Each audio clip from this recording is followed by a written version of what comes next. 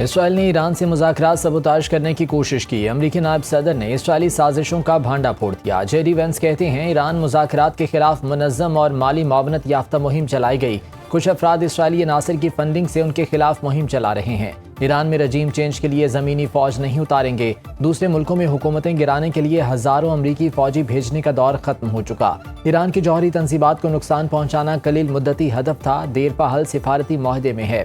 اسرائیل امریکہ میں عوامی رائے کی جنگ ہار رہا ہے۔ اسرائیل امریکہ کا اتحادی ہے، مگر وہ امریکی سیاست پر اثر انداز ہونے کی کوشش بھی کرتا ہے۔ بدنام زمانہ جنسی مجرم جیفری ایپسٹین کے امریکی اور اسرائیلی انٹیلیجنس کے اعلیٰ عہدیداروں سے روابط تھے۔ ایپسٹین فائلز جاری کرنے کے معاملے پر ٹرمپ انتظامیہ نے درست انداز میں نہیں سنبھالا۔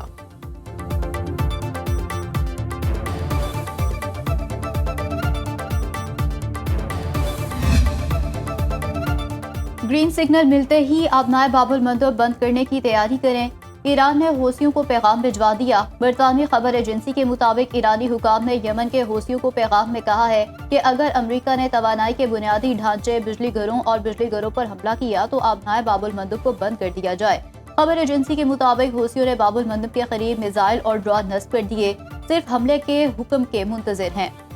باب المندب بند کرنے کے فیصلے کی نگرانی یمن میں موجود ایرانی پاسداران انقلاب کے نمائندے کریں گے۔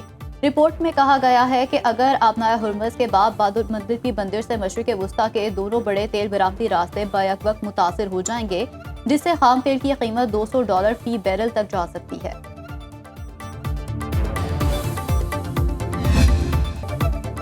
امریکہ کا ایران پر نیا حملہ، وسطی ایران میں سمنان ایئرپورٹ کو نشانہ بنایا۔ سریق، اہواز، چاہ بہار، بندر عباس میں دھماکے۔ حالیہ امریکی حملوں میں 7 ایرانی فوجی اور 30 شہری شہید ہو چکے، 300 افراد زخمی۔ ایرانی پاسداران انقلاب نے امریکی MQ-9 ڈرون مار گرایا۔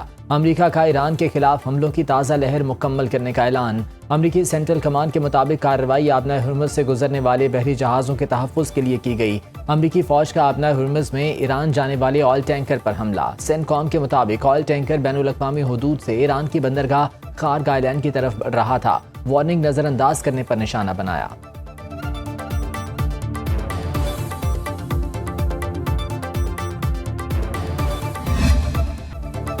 ایران کے خطے میں امریکی بیسز پر جوابی حملے۔ کویت کے علی السالم ایئر بیس پر ابتدائی وارننگ ریڈار سسٹم کو نشانہ بنایا۔ عراق کے قصر میں امریکی فوجیوں کے اجتماع پر حملہ۔ اردن میں ازرق ایئر بیس پر امریکی کمیونیکیشن سسٹمز، راڈار سائٹ اور آئل ڈپو پر میزائل داغے۔ شمالی عراق کے شہر اربل میں 5 ڈرون برسائے۔ اربل پولیس کے مطابق 2 ڈرون امریکی فوجی اڈے کے قریب گرے۔ ایک ڈرون اربل ایئرپورٹ کی بیرونی دیوار کے نزدیک پھٹ گیا۔ کچھ پروازیں تاخیر کا شکار۔ ایک ڈرون ہریری ایئر بیس کے اوپر مار گرایا۔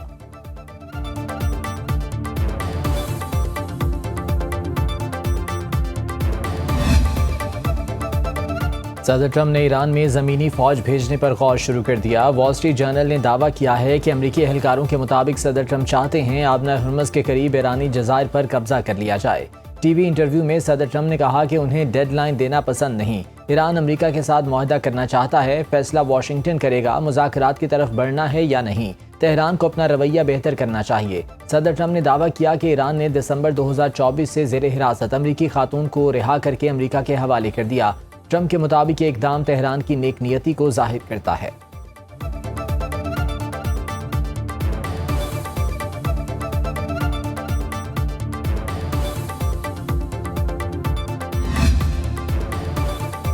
امریکہ اور ایران کے درمیان ثالثی کی کوششیں جاری ہیں۔ اسلام آباد مفاہمتی یادداشت پر عمل درآمد جاری رہنا چاہیے۔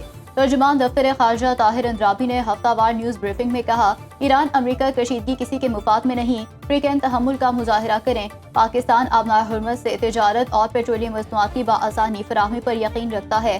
امن اور استحکام کے سوا کوئی متبادل نہیں۔ بھارت سیاسی بنیادوں پر قائم مقدمات اور جعلی ٹرائلز کے ذریعے حریت قیادت کو دبانے کی کوشش کر رہا ہے۔ کشمیری عوام کو ان کے حق خود ارادیت سے محروم نہیں رکھا جا سکتا۔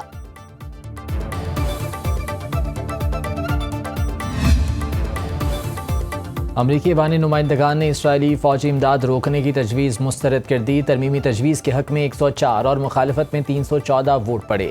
تجویز میں اسرائیل کے لیے $3.3 ارب کی فوجی امداد روکنے کی کوشش کی گئی۔ اقدام کو ایوان کے 212 ڈیموکریٹ ارکان میں سے 103 کی حمایت حاصل ہوئی۔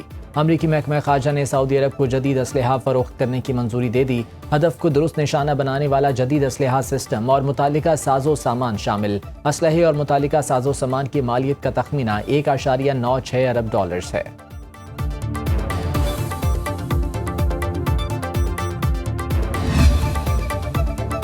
عالمی منڈی میں خام تیل کی قیمت بڑھنے لگی. $1 مہنگا ہونے کے بعد ایک بیرل خام تیل کی قیمت $86 سے تجاوز کر گئی.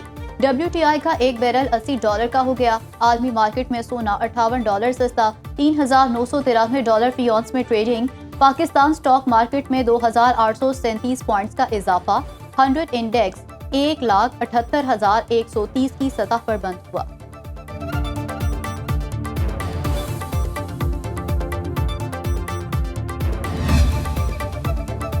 وزیر اعظم کا پیٹرولیم مصنوعات کی مصنوعی قلت پیدا کرنے والوں کے خلاف سخت کارروائی کی ہدایت. وزیر اعظم شہباز شریف کی زیر صدارت ملکی معیشت پر پیٹرولیم مصنوعات کی قیمتوں کے اثرات کا جائزہ اجلاس.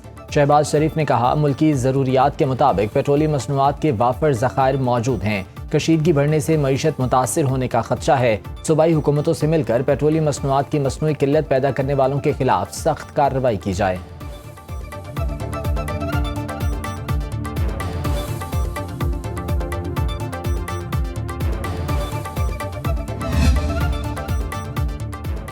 پیٹرولیم مصنوعات کی قیمت بڑھنے کی افواہ پر ذخیرہ اندوزی لازمی ہو جاتی ہے.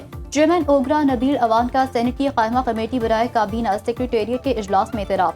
بریفنگ دیتے ہوئے بتایا کہ آئل مارکیٹنگ کمپنیز نے 35 دنوں کا سٹاک خرید کر غائب کیا ہوا ہے.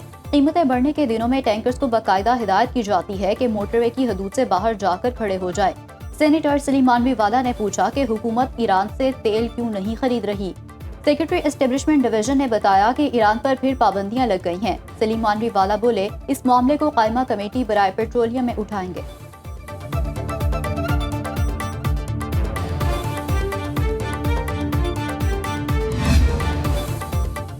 ملک میں پیٹرول کا صرف 15 روز کا سٹاک باقی رہ گیا. کچھ علاقوں میں پیٹرولیم مصنوعات کی قلت کا خدشہ. آئل کمپنیز ایڈوائزری کونسل کا وفاقی وزیر توانائی علی پرویز ملک سے 66 ارب روپے کی فوری ادائیگی کا مطالبہ. پیٹرولیم مصنوعات کی درآمد کے لیے پرائس ڈفرینشل کلیمز کی فوری ادائیگی کے لیے خط. لکھا فوری اقدامات نہ کیے گئے تو کچھ علاقوں میں پیٹرولیم مصنوعات کی قلت ہو سکتی ہے. اس وقت صرف 370 KT پیٹرول کا سٹاک دستیاب ہے. کسٹمز کلیئرنس میں رکاوٹوں کے باعث درآمد شدہ پیٹرول مارکیٹ تک پہنچانے میں تاخیر کا سامنا ہے. پیٹرول سے لدا بحری جہاز MT بولان پورٹ پر لنگر انداز ہے. کلیئرنس نہ ہونے سے سپلائی متاثر ہونے کا خدشہ.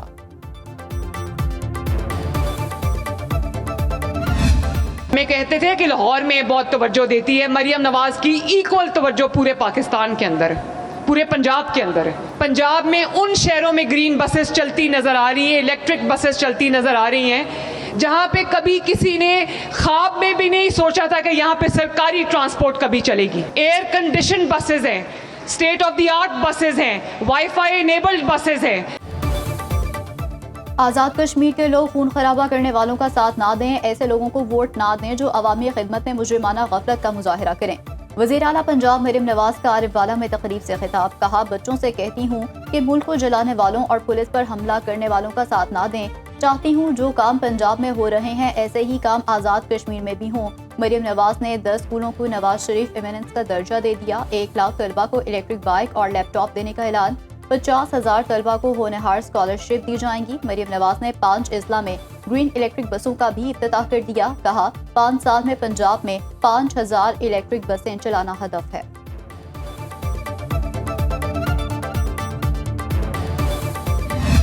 مولانا فضل الرحمان صاحب جو کہ ایک نہایتی معتبر سیاستدان ہیں، ان کی ہم بہت عزت کرتے ہیں. مولانا صاحب اس بیان کو واپس لیں. ہماری پاک افواج جس نے ہر محاذ میں پاکستان کا دفاع کیا ہے اور انہوں نے پاکستان کا سر فخر سے بلند کیا ہے. جو پاک بھارت جنگ ہوئی، اس پاک بھارت جنگ میں جس طریقے سے ہماری ایئر فورس اور ہماری فوج نے مشترکہ طور پہ کارروائیاں کی اور جس اسٹریٹجی کے ساتھ بھارت کو عبرت ناک شکست دی. شہداء اور غازی ہمارے قومی ہیرو. مولانا فضل الرحمان اپنا بیان واپس لیں. انا کا مسئلہ نہ بنائیں. الفاظ واپس لینے سے مولانا کی عزت میں اضافہ ہوگا. سینئر وزیر سندھ شرجیل میمن کی نیوز کانفرنس. کہا سیاسی جماعتوں کے لیڈر عوام کے لیے رول ماڈل ہوتے ہیں. सरबराह JUI के बयान से शोहदा के वरसा की दिल आज़ारी हुई। तनख्वाह तो कोई भी नौकरी करके हासिल की जा सकती है। मौलाना के बयान को भारत में उछाला गया और खुशी मनाई गई। सिंध की वहदत के खिलाफ बात करने वाले तसादुम चाहते हैं। आइन के मुताबिक कोई सूबा दूसरे सूबे को जाने वाली गंदम नहीं रोक सकता।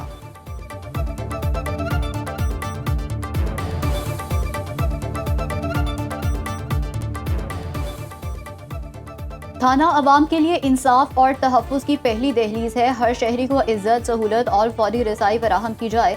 वज़ीर आला खैबर पख्तूनख्वा सुहेल आफरीदी का पेशावर में बगैर प्रोटोकॉल थाना यूनिवर्सिटी टाउन का अचानक दौरा, थाने के मुख्तलिफ हिस्सों का मुआयना किया, हवालात में मौजूद अफराद से मुलाकात और उनके मसाइल मालूम किए।